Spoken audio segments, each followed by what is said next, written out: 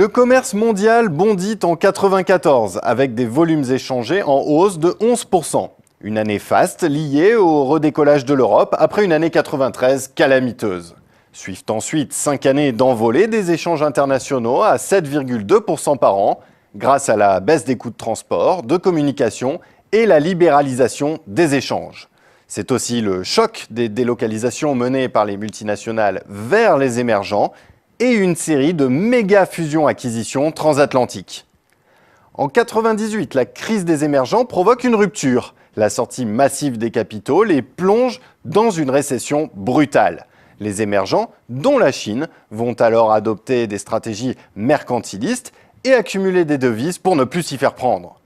Intervient alors la double rupture des années 2000, avec la crise de la bulle Internet et l'entrée de la Chine dans l'OMC fin 2001.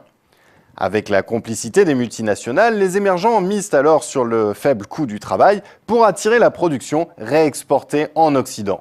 Les chaînes de valeur s'allongent, se complexifient, les composants d'un même produit passent plusieurs fois les frontières, ce qui dope comptablement les chiffres du commerce extérieur. Ils augmentent de 68% sur la période 2000-2007.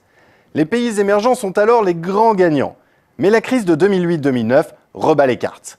L'envolée économique de la Chine et d'autres émergents provoque la hausse rapide de leurs coûts salariaux.